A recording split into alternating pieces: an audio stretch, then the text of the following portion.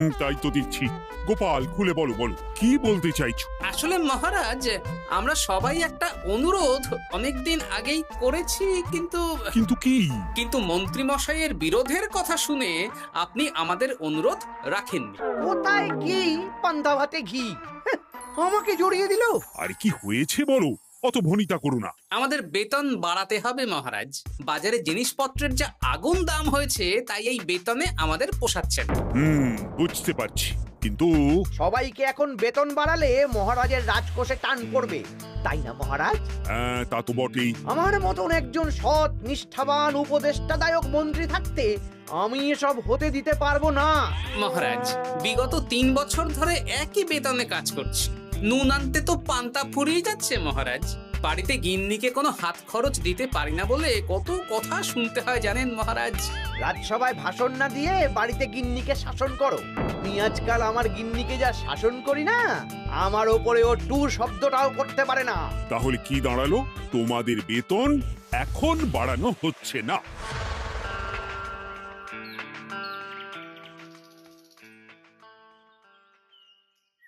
আবার ঘুরে ফিরে আমরা সেই এক জায়গায় পৌঁছে গেলাম। মন্ত্রী মশাই মহারাজকে বললেন, আর মহারাজ আমাদের প্রস্তাব নাকচ করে দিলেন। না, এভাবে হবে না, অন্য রাস্তা ভাবতে হবে, অন্যভাবে চিন্তা করতে হবে।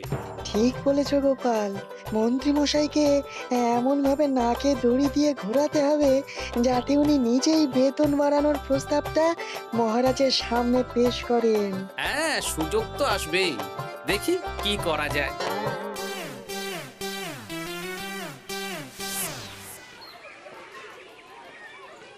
সারাদিন তোদের খেলাধুলো চলছে। আরে, পড়াশোনা ভুলে গেছিস নাকি? হ্যাঁ, বেশি পড়াশোনা করে কি হবে দাদু? বুদ্ধিমান হবি, পরে ভালো চাকরি করবি, ব্যবসা করবি, আনন্দে খুশিতে দিন কাটাবি। এখন তো আমরা আনন্দেই আছি দাদু। চুপ! শোন, আমরা একটা কাজ করে দিতে পারবি? কি কাজ বলো দাদু? তোরা ফাঁকতালে মন্ত্রী মশাইয়ের উপরে নজর রাখবি। উনি ওনার গিন্নির উপর কিভাবে শাসন করেন সেটা এসে আমাকে জানাবি। আচ্ছা দাদু।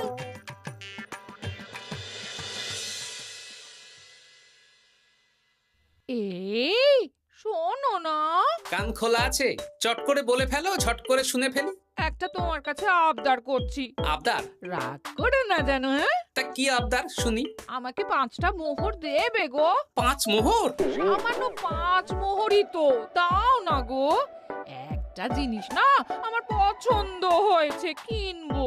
আমার কাছে এখন 5 মোহর নেই, ট্যাগ খালি। একদম বাজে কথা বলবে না তো। আমি মোহর চাইলেই তোমার ট্যাগ খালি হয়ে যায় না। এই বিরক্ত করো না তো। তুমি জানো 5 মোহর রোজগার করার জন্য আমাকে কত খাটতে হয়, কত পরিশ্রম করতে হয়? কি পরিশ্রম করো শুনি? রোদ ঝড় জল পেরিয়ে রাজসভায় চাকরি করতে যাই গিন্নি। সে তো যেতেই হবে। তাহলে তুমি বলো, আমাকে কত পরিশ্রম করতে হয়, কত মাথা খাটাতে হয়। মাথা ঘামাতে ঘামাতে আমার মাথার সব চুল যে উঠে গেল। এ উঠে যাক, তুমি আমাকে এত কথা না বলে 5টা মোহর দেবে কিনা বলো সেটা। তুমি কি এমন পরিশ্রম করো যে তোমাকে 5 মোহর দেব? বেশ, দিতে হবে না। এবার আমার পরিশ্রমের মূল্য আমি বুঝে নেব।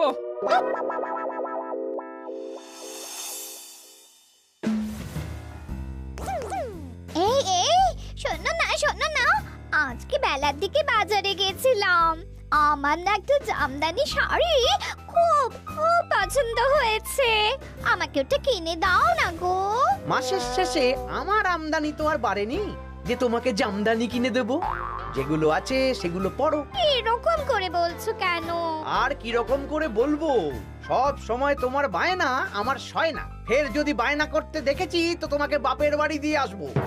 এই, তুমি আমাকে কি কথা বললে? তুমি আমার সাথে এরকম ব্যবহার করছো? হ্যাঁ, করতে বাধ্য হচ্ছি। অর্থ তো আর গাছে ফলে না, অনেক কষ্ট করে রোজগার করতে হয়।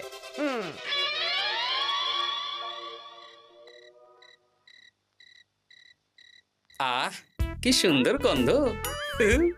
গন্ধেই প্রাণটা ভরে গেল গিন্নি। আজকে রাতে কষা মাংস আর রুটি, প্রাণ পেট সব ভরবে। হ্যাঁ, খাবার আগে পরিশ্রমের মূল্য দিতে হবে, না হলে আমার বানানো খাবার স্পর্শ করবে না। পরিশ্রমের মূল্য? সেটা আবার কি গিন্নি? এই 2 মোহর দিতে হবে। মানে এই যে হাত পুড়িয়ে রান্না করলাম সেটার মূল্য। আগুনের সামনে বসে বসে রুটি মাংস বানাতে বুঝি কষ্ট হয় না? কিছুই তো বুঝতে পারছি না। তুমি নিজেই তো সন্ধেবেলা আমাকে কত কথা বললে। এখন আমি যা যা পরিশ্রম করব পরিশ্রমের মূল্য তোমার কাছ থেকে কড়াই গন্ডায় বুঝে নেব। বাপরে বাপ, তাহলে এখন এই রুটি মাংস খাওয়ার জন্য 2 মোহর দিতে হবে? হ্যাঁ, নইলে নিজে রান্না করে খাবে। উফ, কি জ্বালা। এই নাও 2 মোহর, এবার খাই। স্বচ্ছন্দে। এই না না না না, মশারির ভেতর ঢোকা যাবে না। আগে 1 মোহর দাও। আমি মশারি টাঙিয়েছি, বিছানা গুছিয়েছি, পরিশ্রমের মূল্য দাও। কি মুশকিল রে বাবা। মুশকিল কোথায়? যা ন্যায্য তাই চেয়েছি। বাড়তি কথা না বলে 1 মোহর দাও, না হলে খাটের নিচে শুয়ে পড়ো। উফ, এই নাও ধরো। খুশি? খুব খুশি, খুব।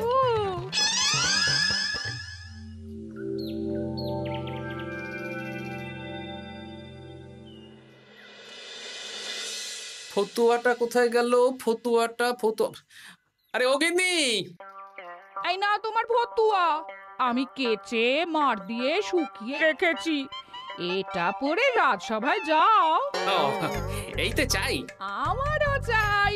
তোমার আবার কি চাই? 2 মোহর, পরিশ্রমের মূল্য। দিলে দাও, না হলে খালি গায়ে রাজসভায় যাও। হ্যাঁ। উফ, কি জ্বালা। জ্বালা কিসের? আমি তো আমার পরিশ্রমের মূল্য চাইছি। হ্যাঁ, এই নাও ধরো। এরকম খুচখাচ নাচে একবারে বলো তো কত মোহর লাগবে? তুমি তো আমার কাছের লোক, তাই প্রত্যেকদিন 3 মোহর করে দিও। হ্যাঁ, প্রত্যেক দিন? হ্যাঁ, প্রত্যেকদিন। আমার হাত খরচ গো। উফ, কি জ্বালা। ওই দেখ, দাদু কিরকম শুকনো আমসত্ত্বের মতো মুখ করে আসছে। কি হলো দাদু? দিদার সাথে ঝগড়া হয়েছে নাকি? না না, ঝগড়া না, অনেক জ্বালা। তোদের আর কি বলবো। যাই হোক, ওই মন্ত্রী মশাইয়ের খোঁজ নিয়েছিলি? হ্যাঁ দাদু, গতকাল সন্ধ্যাবেলা মন্ত্রী মশাই শাসন দেখে এলাম, ভাষণ শুনে এলাম। কিরকম? গতকাল সন্ধ্যাবেলা আমার না একটু জামদানি শাড়ি খুব খুব পছন্দ হয়েছে। মাসের শেষে আমার আমদানি তো আর বাড়েনি যে তোমাকে জামদানি কিনে দেব। সব সময় তোমার বায়না আমার সয় না। ফের যদি বায়না করতে দেখেছি তো তোমাকে বাপের বাড়ি দিয়ে আসবো। আচ্ছা, এই ব্যাপার। এই তো এবার আমার জ্বালা মিটবে, চিন্তা কমবে। কিসের জ্বালা? কিসের চিন্তা দাদু? সেসব জেনে কাজ নেই তোদের ভোলার দোকানের মিষ্টি খাইয়ে দেবো। হ্যাঁ, এখন রাজসভায় যাব, তারপর দুপুর বেলা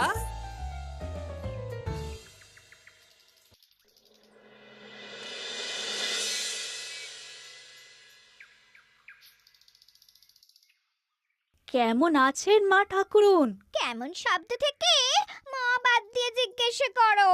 মো বাদ দেব মানে? জিজ্ঞেস করো কেন আছি। কি হয়েছে আপনার? তোমাদের মন্ত্রী মশাই আজকাল কেমন খেটে হয়ে গেছেন। কিছু আবদার করলেই চিৎকার চেঁচামেচি করেন, আর একটাই ভয় দেখান, বাপের বাড়ি দিয়ে আসবো। আজকেই সমস্যার সমাধান হবে। সামনের মনোহারি দোকান থেকে একটা কাগজ কলম নিতে হবে, তারপর আসল কাজটা করতে হবে। তোমার সাথে কথা বলতে গিয়ে কত দেরি হয়ে গেল।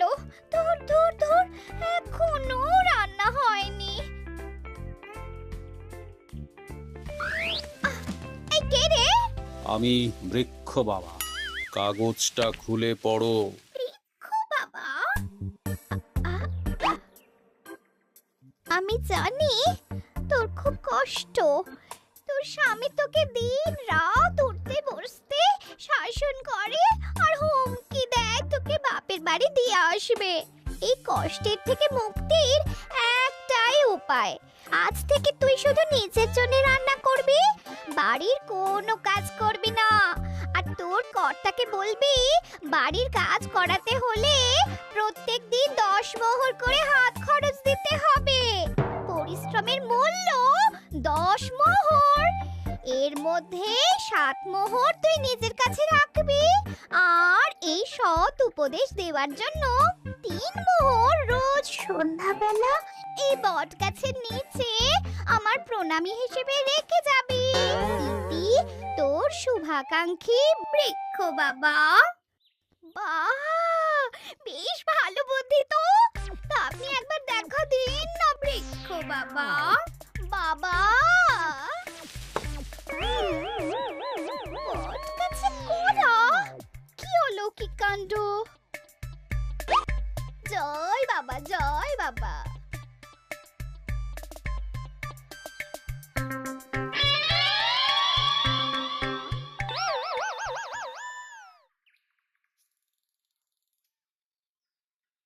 আরে গিন্নি, তুমি একা একা খেতে বসে পড়েছো? হ্যাঁ, খিদে পেয়েছিল তাই খেতে বসে পড়লাম। আরে আমাকে ভাত বেড়ে দেবে তো নাকি? তোমার খাবার তুমি রান্না করে দাও।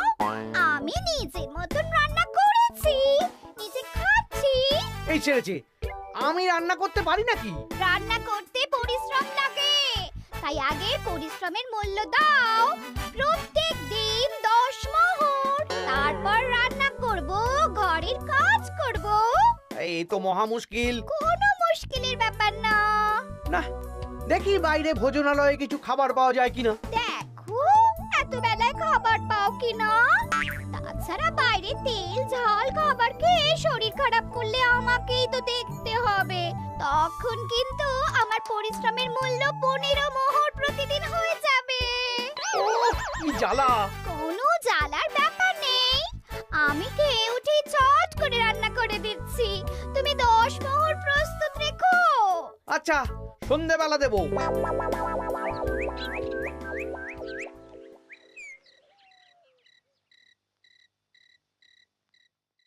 এই নাও সন্ধেবেলার তেলে ভাজা মুড়ি। এই নাও আজকের হাত খরচ 10 মোহর। বলছি, প্রত্যেকদিন 10 মোহরটা একটু বেশি হয়ে যাচ্ছে না? তবে যাও, বাইরের খাবার খাও, আমি নিজের মতন নিজের কাজ করব। খাবো, দাবো, ঘুমাবো, সংসারের কোনো কাজ করব না। কি জ্বালা!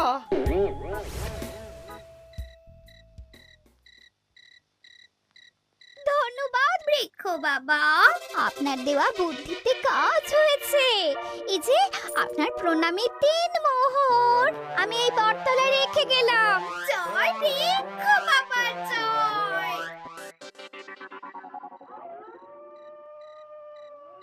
কি মা ঠাকুরুন, ভালো আছেন তো? হ্যাঁ হ্যাঁ গোপাল দাদা, ভালো আছি। তুমি কেমন আছো? আমিও ভালো আছি।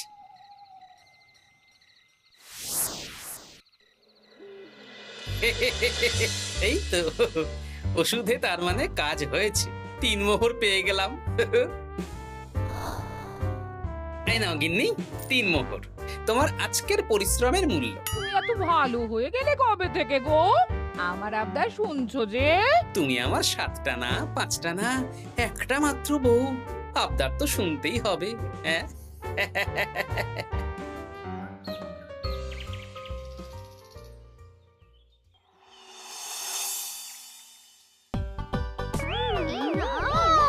তোমার জন্য ফুলকো ফুলকো লুচি আর আলুর তরকারি বানিয়েছি।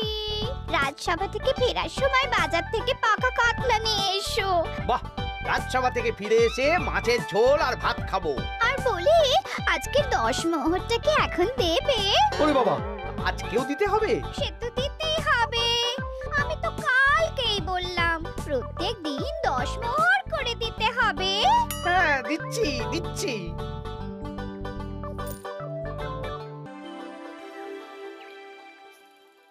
মন্ত্রীমশাই কেমন আছেন? আপনার মুখটা কেমন শুকনো শুকনো লাগছে। শুকনো তো হবেই। প্রত্যেক দিন গিন্নিকে হাত খরচ বাবদ 10 মোহর করে দিচ্ছি। 500 মোহর বেতন পাই। এইভাবে চলতে থাকলে 300 মোহর তো গিন্নিকেই দিতে হবে। সে তো দিতেই হবে। মা ঠাকুরুন এত পরিশ্রম করেন, আমিও আমার গিন্নিকে রোজ 3 মোহর করে হাত খরচ দিই, কিন্তু আমার মনটা বেশ ফুরফুরেই আছে। বাবা, আমার কষ্ট দেখে তোমার আনন্দ হচ্ছে নাকি? না না, কি যে বলেন। একটু দেরি হয়ে গেল। যাই হোক, আলোচনা শুরু করা যাক। এর একটা বিহিত করতেই হবে।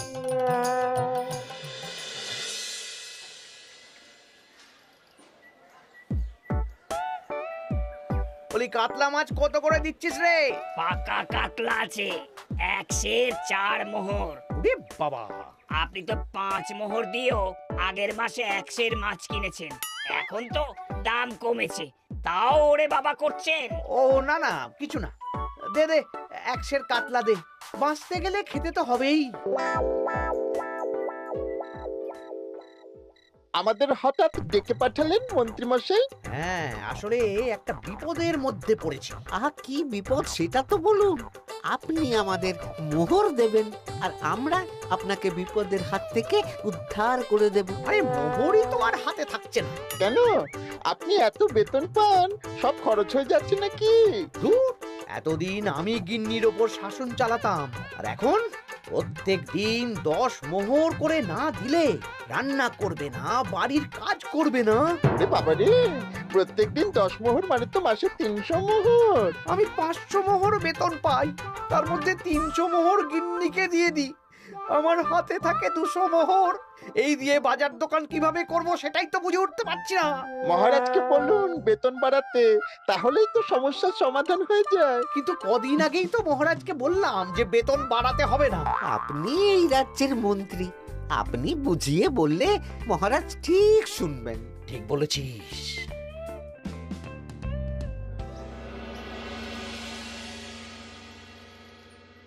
বুঝলে সবাই, আজ আমি মহারাজের কাছে আমাদের সবার বেতন বাড়ানোর প্রসঙ্গ তুলব। কেন?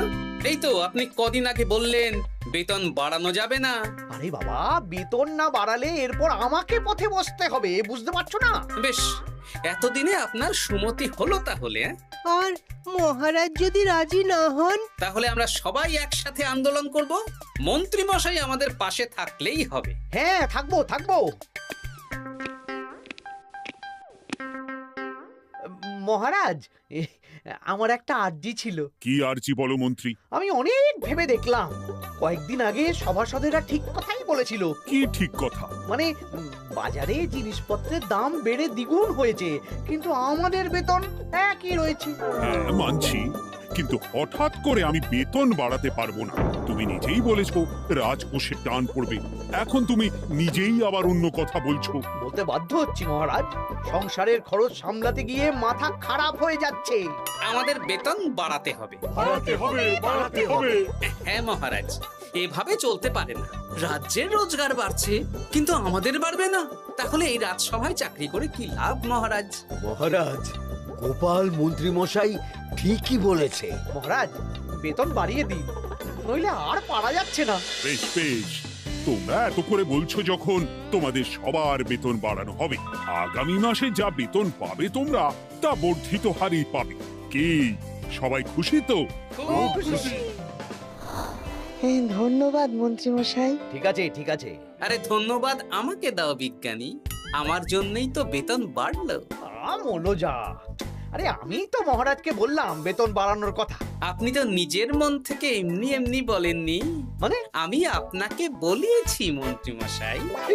তুমি আবার কখন বলালে? এই যে রোজ আপনার 10 মোহর করে খরচ হয় গিন্নিমার হাত খরচ বাবদ, সেটা তো আমার বুদ্ধিতেই। আরে কি বলছোটা কি? ঠিকই বলছি। কিছুদিন আগে একটা বট গাছের নিচ দিয়ে আপনার গিন্নি যাচ্ছিলেন।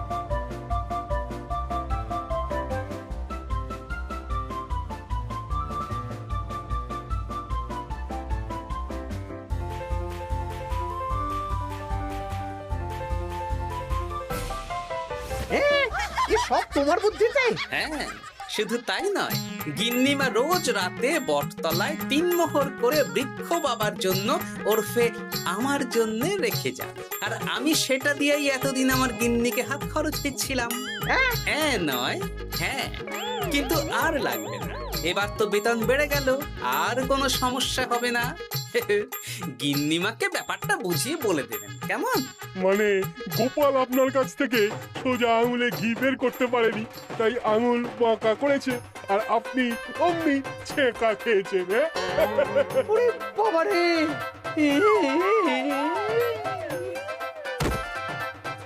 এই তোলো তোলো, মন্ত্রী মশাইকে তোলো। যা ছ্যাঁকা খেয়েছেন, এখন কদিন আর ওনার জ্ঞান ফিরবে না। ওই তো চিকিৎসা শুরু করো।